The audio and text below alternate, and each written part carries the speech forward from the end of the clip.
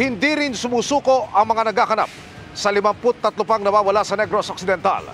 Dasal ng marami, hindi na madagdagan ang 44 na kumpirmadong nasawi roon. Live mula sa Bacolod City, nakatutok si Eileen Pedreso ng GMA Regional TV. Eileen. Emil, unti-unti nang bumabangon mula sa pinsala ng Bagyong Tino ang mga Negrenseng apektado ng baha. Ilan sa kanila inalala ang mga pinagdaanan, lalo na ilan sa kanila mga kamag-anak ang nawalan ng buhay matapos malunod sa tubig baha sa La Carlota City.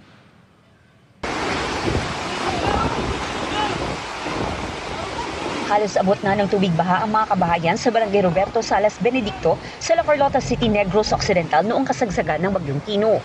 Maririnig pa ang paghingi ng tulong ng ilang residente habang binabayo ng malakas na hangin at ulan. Ilang araw ang lumipas. Ito na ang sitwasyon sa lugar. Tambak ang mga punong natumba. May sasakyang ring hindi na isalba sa baha. At ang mga gamit, basa. Kung ano naman ang masada naman sa sining kalibutan para patawaron kami. Isa ang bahay ni Nanay Salome sa mga pinasok ng tubig. Muntik pa nga raw siyang malunod. Mamuyo ka kay ninyo. Pag may sa Ginoo nga makasurvive kami. Ginhapo ko kani before kung may gindala nga masaka sa babaw. Ang tiyahin naman ni Chercel, maswerteng na rescue. Lihog lang ko pasakaan sa ato pa nga kuntiya kay para tapos may upod pa kami nga PWD nga daan wagsaka ko sa babaw ato ngara na sa gaapa. Tabi ko patay na sa kay Why sa gagiyo? Pero hindi. Ang pamangkin ni Johnny natuluyang naanod ng baha. Subo lang kiti nagstoryana pa kami pagalin mo. Ati subo gid ani, subo gid. Ma'am. Iti wayan tamayo batonong tala na. Nagkamang to sa kabalay.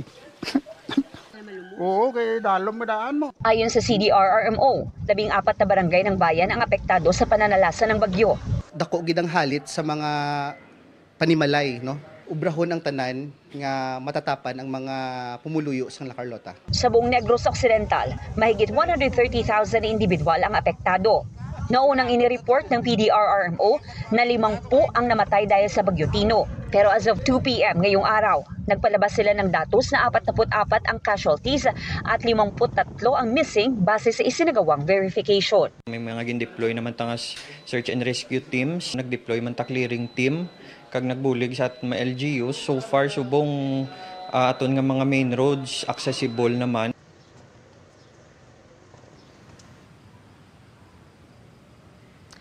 Mga kapuso, patuloy naman ang pagdating ng relief assistance sa 29 na mga LGUs sa probinsya. Dito naman sa Bacolod City, unti-unti na ring bumabalik ang supply ng kuryente. Yan muna ang latest mula dito. Balik sa inyo dyan, Emil. Maraming salamat, Eileen Pedreso ng GMA Regional TV. At dama ang hagupit ng Bagyong Tino hindi lang sa mga taong nasira ang takanan o nawalan ng makasabuhay. Apektado rin ang mga hayop na nabulabog, kabilang ang ilang namatay dahil nalunod sa baka o nabagsakan po ng puno. Nakatutok si Tina Panganiban Perez. Sa Barangay Roberto Salas Benedicto sa La Carlota, ganito ang iniwang pinsala ng Bagyong Tino. Bumulaga ang mga naglutangang puno na nabuwal. Sa taas ng tubig, sa bubong muna na natili ang ilang residente. Pero di lang tao ang apektado, kundi pati mga hayop na nawalan ng tirahan nang masira ang animal shelter na ito sa Bacolod. Napahagulgol naman ang babaeng ito na wala nang nagawa para iligtas ang mahigit 70 baboy nila. Malakas kasi ang ragasan ng tubig, kaya nasa 30 alaga lang ang nasagip sa baboyan. Nangilabot naman ang mga residenteng ito sa Talisay nang makita sa gitna ng baha ang isang malaking sawa. Hindi nito napansin ang naipit na manok at nagtuloy lang sa paglangoy. Sa Rojas, Palawan naman, nanlumo ang pamilya Condes nang datnang wala ng buhay ang alagang baka at 11 kambing matapos tangayin at malunod sa baha. Inilipat pa raw nila ang mga alaga sa mas mataas na lugar, gaya ng parati nilang ginagawa. Ngunit nagulat sila nang maging ito ay inabot na ng baha. Patay rin ang kalabaw na ito sa El Nido matapos mabagsakan ng puno ng buri dahil sa malakas na hangin. Sa Puerto Princesa City, Palawan naman, makapigil hininga ang ikinasang rescue operation. Sa gitna ng malakas na ragasan ng tubig, tanging sa lubid na ito kumakapit ang rescuers. May mga gumamit naman ng rubber boat para marating ang mga nasa mas malalalim na parte. Aabot naman sa mahigit 1,000 bahay ang sinira ng bagyo sa Iloilo. Sa tala ng Provincial Disaster Risk Reduction and Management Office, pinakamatinding naapektuhan ang bayan ng Leganes, kung saan mahigit 600 bahay ang napinsala. Wasak din ang bahay na ito sa Barangay Pasonangka sa Zamboanga City. Kwento ng nakatira roong pamilya, lumambot ang lupang kinatitirikan ng kanilang bahay dahil sa walang humpay na ulang dulot ng trough ng bagyo. Tapos yung poste ng bahay namin siguro sir dahil sa lupa, na-collapse na yung poste namin dalawa. Sir, 4 lang kami. Yung asawa ko, yung isang 5 years old, tapos yung 10 months old baby ko sa bahay. So, 4 kayo nahulog? Opo. Straight talaga pababa. Para sa GMA Integrated News, Tina Panganiban Perez, nakatutok, 24 oras. Humupa na ang baha pero hindi pa rin malimot ng maraming Cebuano ang takot na idinulot ng mabilis na pag-akyat ng kulay putik na baha sa iba't ibang lugar. Ikinuwento nila sa akin at ipinakita ang ilang video kung paano sila nakaligtas sa bangungot na yan.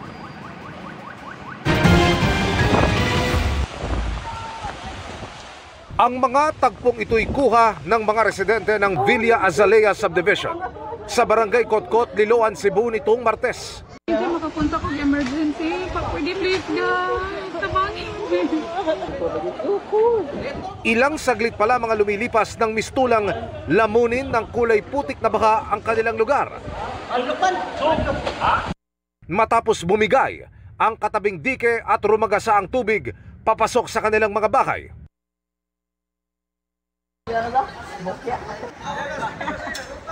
Sa bilis daw ng pag-akyat ng tubig, nilunod ng baha ang subdivision. Wala nang natakbuhan ng mga residente kundi ang bubungan ng kanilang mga bahay. Ang kanilang mga gamit inagos ng baha. Gaya ng aquarium na ito na pinagtaguan ng mga cellphone ng isa sa mga residente. Pilit itong kinuha ng lalaking bumitin pa sa bubungan.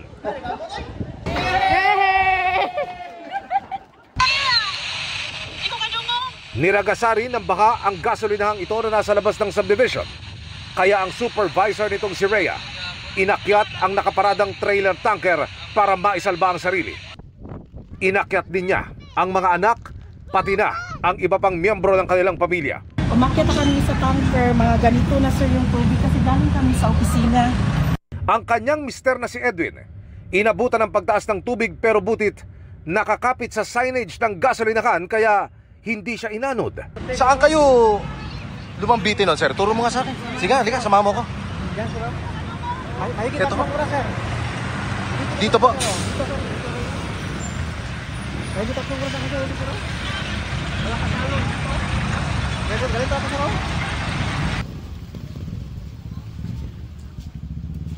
Binalikan namin ang lugar na ito kanina. Ba't hindi ko kayo bumababa? Wala nang tubig panghugas ng paa. May mga kababayan pa rin tayong nasa second floor ng kanilang mga bahay. Ito, pasok ka. Ito yung nangyari sa amin, no? Si Jade, na isa sa mga nakuha ng video na nasa bubungan, ipinakita sa akin ang loob ng kanilang bahay. Dito, yung tubig. Ito kataas. Lampas tao po. Lampas tao, oh. Sige sir, go ahead. Ito sa loob. Wala pong kuryente. Ganda ang araw po. Pasensya na makikiabala. Wala kuryente, oh. Ikaw, tumawag na. Ito sa TV. Ayun o yung linya. Oo, TV. Ito po yung linya ng tubig, mga kapuso. Ayan o. Si Aling Sita, na isa rin sa mga binaha, ipinakita ang pinsala ng kanilang bahay. Yung tubig ang bilis, oh, dyan, oh. Tapos hanggang dito na, umakyat na ako sa itaas. Hindi ko na na-save yung mga yung mga gamit. Yun yung level ng tubig, meron ng marka rito. Ayan, ito. Hanggang ngayon, problema pa rin ang tubig sa malaking bahagi ng Liloan, Cebu. Pinagtitiyagaan ng mga taga rito ang ganitong klase ng tubig. Panghugas ng bahay namin yan, sir. Gaano man kabigat ang sitwasyon ngayon dito sa Liloan, may mga nagpapagang pa rin ang kalooban ng mga kapwa nating naapektuhan. Boss! Si Pastor Jun, Dali, libreng lomi, please! namigay ng Anli Lomi para kahit papaano raw ay malamanan ang kumakalam na sikmura ng ating mga binahang kababayan. Sa ibang paksa sa balita, nadakip sa Pasig City sa Iloilo ang lalaking ng hostage umano ng minor de edad na anak at senior na ina. Nakatutok si Zen Kilantang Sasa ng GMA Regional TV. Nauwi sa pakikipagnegosasyon ng pulisya ang pag-hostage ng lalaking ito sa anak niyang edad na 6 at inang edad na 68 sa Pasig, Iloilo kahapon. Ayon sa hepe ng Pasig City Police, nagpaputok pa ng baril at nagbanta ang sospek sa kanyang ina at anak, bagaman wala namang nasugatan. Sa gitna ng pakikipag-usap sa kanya, nakatakas ang sospek. Inabot ng 3 oras ang pagtugis ng pulisya bago siya na-corner. Na-recover naman ng pulisya ang baril nito sa kisame ng kanilang banyo. Ayon sa pulisya, nakainom ang sospek mula pa nitong Martes at may kinagalitan muna sa pamilya bago ng hostage. Pero todo tanggi ang sospek na hinostage niya ang ina at ang anak. Hindi rin umano siya nagpaputok ng baril. Bago ako natanda yung hostage ha? Wow, bisa mangkutong nila ng nanay ko pa. Buhay ro na na. Anda na tanang mga kabugto ko nga kung isa magkapalupok ko sa balay sa likod. Ana nakabugto ko. Kwenta ko palupok, ana nakabugto ko. Nahaharap siya sa reklamong illegal possession of firearms. Hinihintay pa ng pulisya ang desisyon ng kanyang kaanak kung magsasampa ng reklamo. Mula sa GMA Regional TV at GMA Integrated News, Zen Kilantang Sasa, nakatutok 24 oras. Huli sa Maynila ang 2 Koreano at 1 Pilipino na tumangay umano ng abot sa ₱250,000 mula sa ilang dating POGO worker. Ang mga suspect nagpresenta kunwari ng tulong pero pangingikil pala ang pakay. Ang kanilang modus tinutukan ni John Consulta, exclusive. Sa surveillance video ito ng CIDG-NCR, makikita ang aktual na pagtanggap ng pera ng target ng entrapment operation sa Intramuros sa Maynila. Maya-maya, pumasok na ang mga naka-undercover na pulis. Ano po yun, boss? Pulis kami ah. Boss, sandali lang po, boss. Sandali lang po, boss. Boss, sandali lang po. Piliwanagan ko na po ito. Pulis kami ah. Boss. Diyan ka lang. Tahimik ka. Arestado ang 2 Koreano at 1 Pilipino. Sumbong ng mga dayuhang complainant, nagpresenta ang mga suspect na kaya silang tulungan sa kanilang pagkakasama sa alert list order ng BI dahil sa pagiging dating empleyado ng POGO. Pero sa huli, pinapatubos na umano sa kanila ang kanilang mga passport. Hiningan sila initially ng 500,000. But after 8 months, ay wala pang resulta ng kanilang pagpuproseso. So pumunta sila sa BI, sa Bureau of Immigration, i-check kung naayos na ba yung papeles, only to find out na hindi pa nai-endorse o wala pa sa Bureau of Immigration ang kanilang mga passports. Nang humingi ng karagdagang bayad ang mga suspect, doon na sila in-entrap. Nabawi rin kalaunan ang mga pasaporte ng mga biktima. Thank you very much for the assistance extended to us. We can now live freely and back to Korea. Wala pang pahayag ang mga suspect na nasa kustudiya ng CIDG-NCR. Yung robbery extortion ang ipa-file natin sa kanila. At maging aral sana ito sa mga iba pa na huwag tayo basta-basta magtitiwala sa mga ganitong mga agencies na kaya nilang ayusin yung mga ganitong kaso sa immigration. Para sa GMA Integrated News, John Consulta, nakatutok 24 oras. Good evening mga kapuso! From being taping friends ngayon, may sariling fan meet na ang love team ng ex-PBB housemates na sina Will Ashley at Bianca De Vera. At layag na layag ang Team Wilka na nagpakilig at nag-give back sa fans. Makichika kay Aubrey Carampel. Pagpasok pa lang, hiyawan agad ang sinalubong ng fans ni na ex-PBB housemates Will Ashley at Bianca De Vera, also known as Wilka. Sa kanilang Will Academy That Fair called Tadhana, Fan Meet for a Cause. Bukod sa kilig, napuno rin ng musika at kasiyahan ng event. Kabilang sa mga nag-perform ang kapwa sparkle artist ni Will na si Matt Lozano.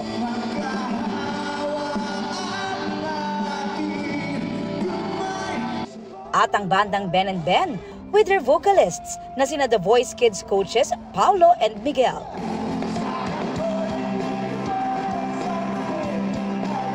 Hindi rin nagpahuli ang Will Ka na may impromptu a cappella duet.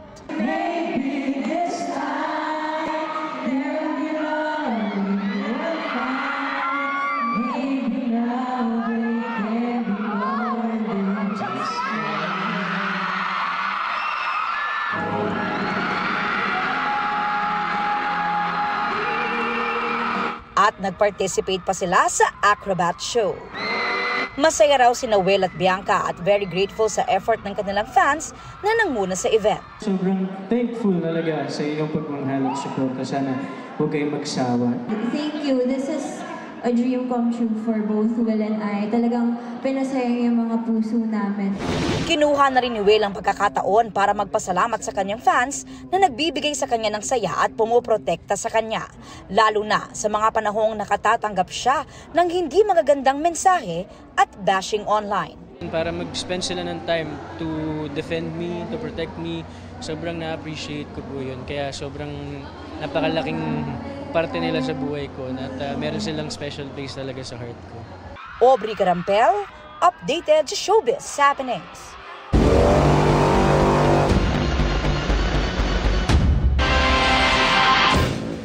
Dagdag pang pahirap sa mga binagyo ang kawalan pa rin na kuryente sa ilang lugar.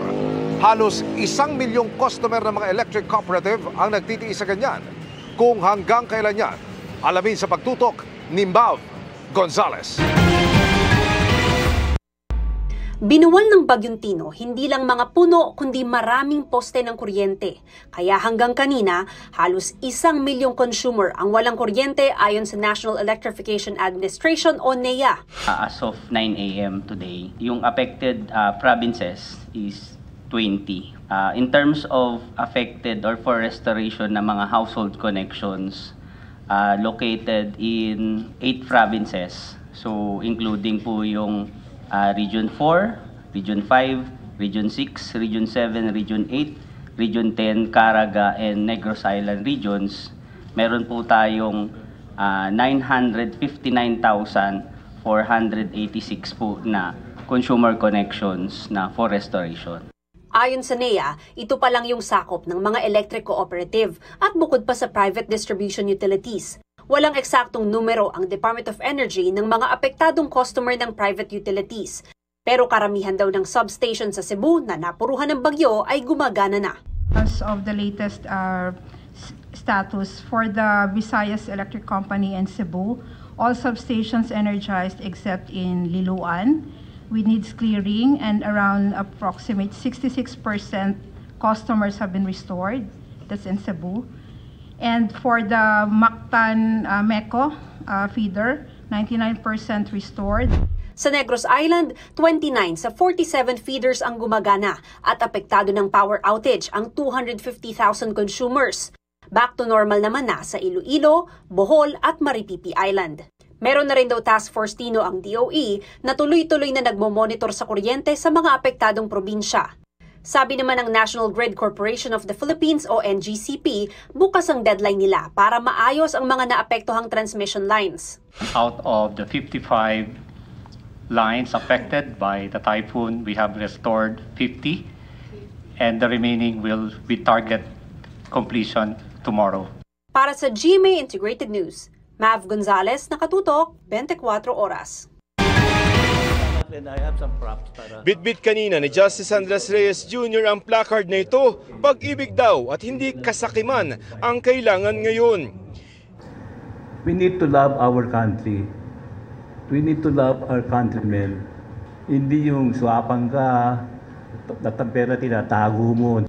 Ipinananawagan niya ni Reyes sa gitna ng mga anomalyang iniimbestigahan ng pinamumunuan niyang Independent Commission for Infrastructure o ICI kaugnay ng mga flood control projects. Tulad na lamang ng nakita ng Commission on Audit o COA sa Bukawi, Bulacan na nagkakahalagang 95 million pesos. Idineklarang natapos itong Enero 2025 lamang, kompleto ang bayad. Pero ayon sa COA, wala namang naitayong istruktura sa sinabing lokasyon sa Barangay Bambang. Kaya inirekomenda kanina ng ICI sa Ombudsman na kasuhan ng graft, malversation of public funds at iba pa ang mga opisyal ng DPWH Bulacan 1st District Engineering Office sa pangunguna ni dating District Engineer Henry Alcantara at kinatawan ng kontraktor na Top Notch Catalyst Builders Incorporated, Beam Team Developer Specialist Incorporated na si Alan Payawal na nameke umano ng mga dokumento ng proyekto. Hinihinga namin sila ng pahayag. Para sa ghost project na yan sa Bukawi, Bulacan, wala mga mambabatas o mga proponent na nagpondo sa proyektong yan ang inirekomendang kasuhan ng ICI sa Ombudsman. Puro mga engineer at kontraktor pa lamang. Paliwanag ni Reyes, wala pa silang nakitang koneksyon ng mga mambabatas sa proyektong ito. No, there is definitely a connection, but we still have to establish the connection. Hindi naman pwedeng may gagawin yung DPWH na walang nagbigay ng kontrata o project referral Hindi po nila sinabi sa ICI kung sino yung nagputos sa kanila? Hindi, nagbigay sila ng mga pangalan. But hindi lahat siguro. O baka yun ang alam nila. I don't know if they're withholding or what. Tungkol naman sa ipinangakong live streaming ng ICI sa Senado, kasalukuyan pa raw sila nagbabalangkas ng rules. Hindi naman kami korte. Okay. So, it's better talaga na we investigate without other people present. Kasi yung testigo o yung akusado, pag maraming tao, hindi iba yung kilos People screaming for live streaming should understand na hindi kami pulis na kami. Naghain naman ang reklamo ng bid rigging si DPWH Secretary Vince Dizon sa Philippine Competition Commission laban sa mga kontraktor na St. Timothy Construction Corporation at Silver Wolves Construction Corporation at ilang opisyal ng DPWH Davao Occidental at La Union kaugnay sa 15 kontrata ng mga maanumalyang flood control projects doon. Ayon kay Dizon, 3.13 billion pesos ang maaaring imulta sa mga sangkot kung mapapatunayang pineke nila ang bidding. Hinihinga namin ng pahayag ang mga nasabing kumpanya. Para sa GMA Integrated News, Joseph Morong, nakatutok 24 oras. Nasawi ang isang miyembro ng Special Action Force matapos paulanan ng bala sa operasyon sa Sulu. 2 suspect naman ang napatay sa engkwentro. At nakatutok si June Veneracion.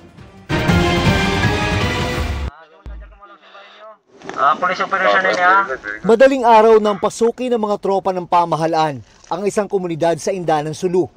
Pero matinding sorpresa ang sumalubong sa kanila. Good job, Birds. Pinaulanan sila ng bala ng grupong target ng operasyon. Police operation, tol. Police operation na Nasawi ang isang miyembro ng Special Action Force na si Police Corporal Albashir Lumalag. Sugatan naman ang kanyang kasama. Napatay naman ang 2 suspect at naaresto ang 2 iba pa. Heavy po ang firefight, kaya nga po tayo po ay nawalan ng kasama, no, na binawian ng buhay. Na-recover sa area ang matataas na kalibre ng baril.